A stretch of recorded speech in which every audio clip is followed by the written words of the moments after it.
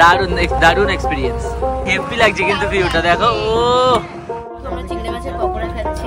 এইদিকে হচ্ছে ভিউ সুন্দরবনের, আর সাথে চিংড়ি মাছের পকোড়া। চিয়ার্স। দেখো মেনুতে ডাল, কাতলা মাছ, গলদা চিংড়ি, এদিকে চাটনি, পাঁপড়, আলু ভাজা। বাবা এত কিছু আইটেম এখন খেয়ে শেষ করতে হবে বলে।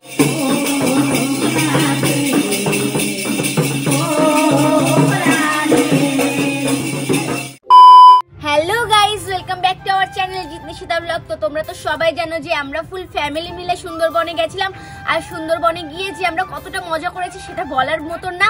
আর আজকে আমরা সুন্দরবনে কিভাবে গেছিলাম, কোথায় ছিলাম, কতটা মজা করেছি সবটাই তোমাদের সাথে শেয়ার করবো। তো চলো পুরো ব্লগটা তোমরা দেখতে থাকো।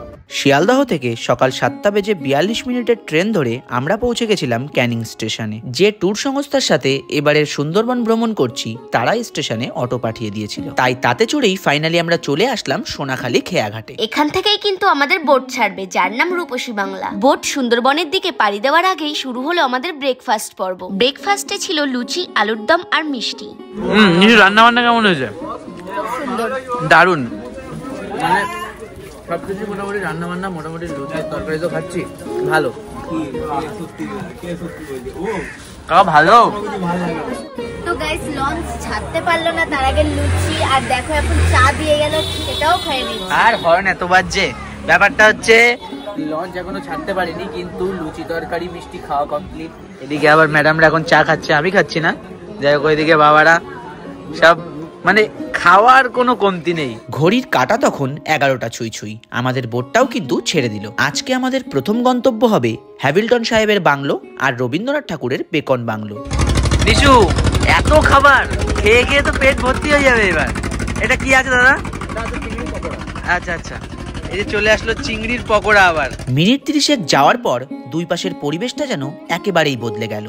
দুদিকে ম্যানগ্রোভ অরণ্য দেখতে দেখতেই আমাদের হাতে চলে এলো সুস্বাদু স্ন্যাক্স, গরম গরম চিংড়ি মাছের পকোড়া।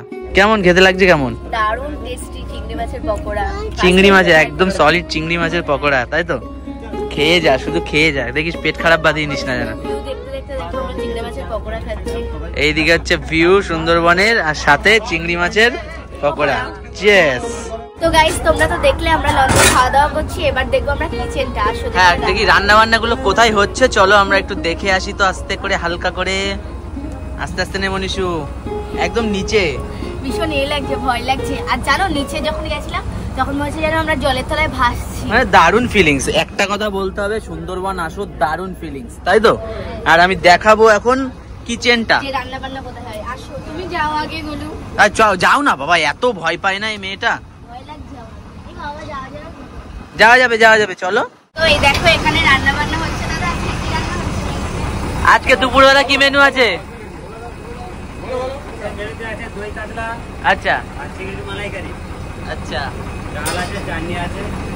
মানে একটা কথা বলবো, এখানে আসলে শুধু দুর্দান্ত খাওয়া, খেতে খেতে পেট ভরে যাবে। রাঁধুনি দেখেই বোঝা যাচ্ছে, এই যে দাদা। ঠিক আছে, এদিকে ভাত বসিয়ে দিয়েছে অলরেডি, তাই তো? আর ওইদিকে বড় বড় চিংড়ি মাছের সাইজ গুলো দেখো একবার। যাই হোক, দুর্দান্ত। চাটনি হয়েও গেছে নাকি?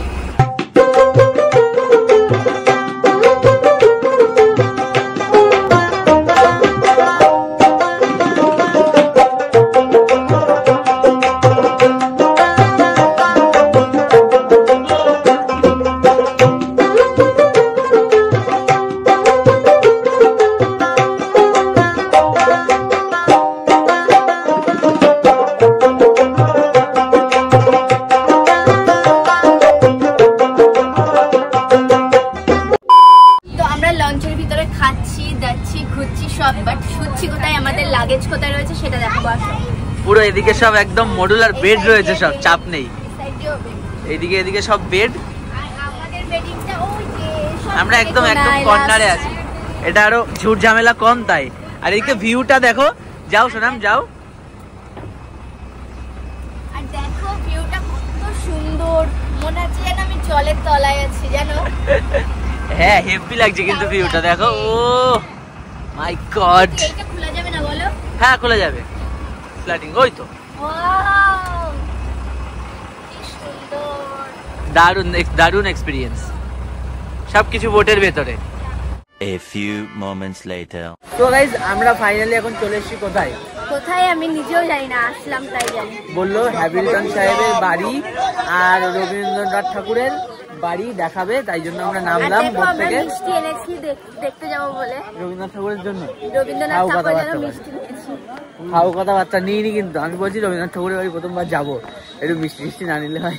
প্রথমেই আমরা চলে এলাম হ্যামিল্টন সাহেবের বাংলোয়। ভিতরে প্রবেশ নিষেধ থাকার জন্য তোমাদেরকে আমরা আর ভিতরটা দেখাতে পারলাম না। তো গাইস রোদে রোদে ঘুরে এখন মাথা গরম হয়ে গেছে, ওর জন্য বাবা এখন ডাবের জল খাওয়াচ্ছে।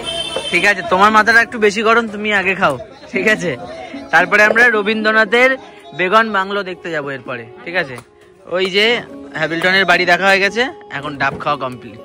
এরপর আমরা চলে এলাম রবীন্দ্রনাথ ঠাকুরের বেকন বাংলোতে। এখানে ঢুকতে মাথাপিছু টিকিট লাগবে মাত্র 5 টাকা করে। জায়গাটা কিন্তু বিশাল বিস্তর জায়গা নিয়ে, অনেকটা বড় এলাকা নিয়ে কিন্তু তৈরি। দেখতে কিন্তু অসম্ভব সুন্দর লাগছে। আর এখানে কিন্তু ছোটখাটো পার্ক মতো করা আছে, যেখানে দেখতেই পাচ্ছ দুটো ছোট ছোট বাচ্চা কেমন খেলা করছে।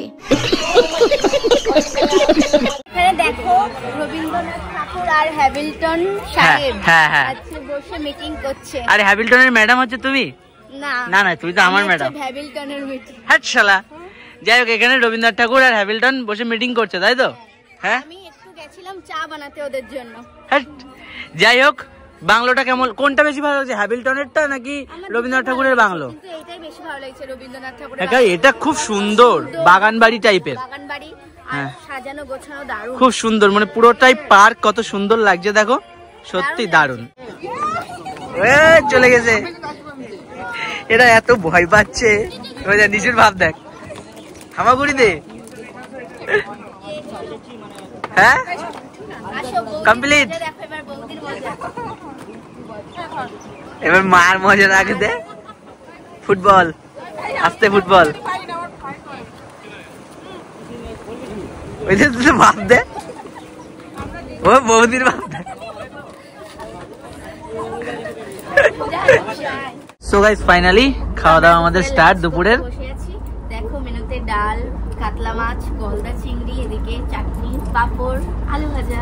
বাবা এত কিছু আইটেম এখন খেয়ে শেষ করতে হবে, বলেছি না যে এখানে আসলে অন্তত খেয়ে দিয়ে পেট ভরে যাবে, তাও খাওয়ার মানে খাবার কমতি হবে না, ঠিক আছে? বোটে উঠতেই চলে এলো আমাদের প্রথম দিনের লাঞ্চ। নদীতে ভাসতে ভাসতে এরকম সুন্দর ভিউ দেখতে দেখতে সুন্দরবনের লাঞ্চ করার অভিজ্ঞতাটাই ছিল এক কথায় অসাধারণ। খাওয়া দাওয়ার পরে এখন আমরা খাচ্ছি কমলা লেবু, আমাদেরকে কমলা লেবু দিল। হ্যাঁ, একটা করে কমলা লেবু দিয়েছে, আমাদেরকে না সবাইকে দিল। খাওয়ার পরে এখন একটা করে কমলা লেবু দিয়েছে, এটা খেতে খেতে হোটেলে চলে যাবো, তাই তো? তারপরে কালকে সকালবেলা 6টা থেকে আবার ভীষণ হয়ে গেছে, বাবারে বাবা, গলদা চিংড়ি 5টা খেয়েছি। কি অবস্থা, সব যাচাই, ঠিক আছে? আর রান্না বান্নাও খুব সুন্দর, খুব টেস্টি। খাওয়া ভালো হলে মন ভালো থাকে। One eternity later. বিকাল 5:30 আমাদের বোট এসে পৌঁছালো পাখিরালয়ের ঘাটে।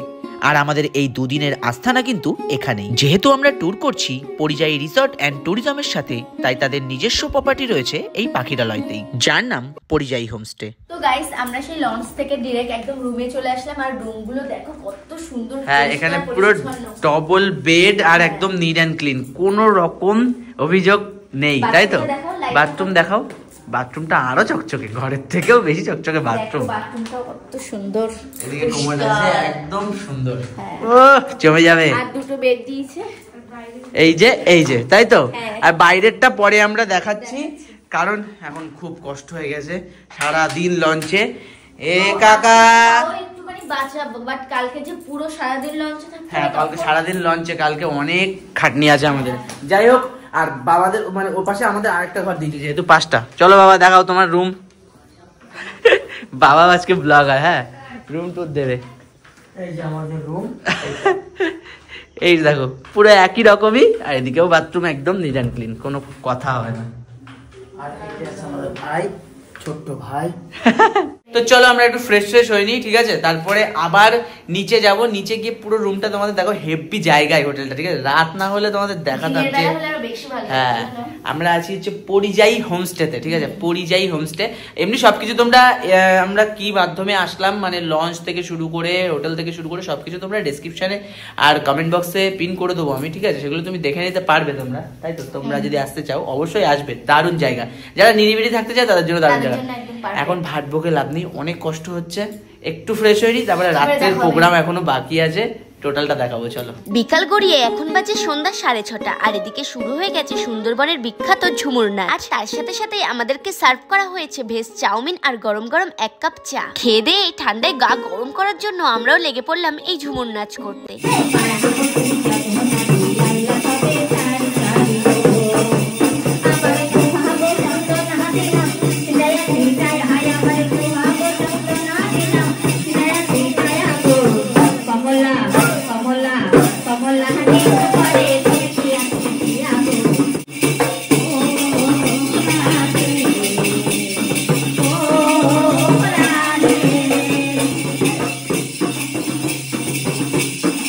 প্রথম দিনেই এই ঝুমুর নাচ দেখে মনটা কিন্তু বেশ ভালো হয়ে গেল।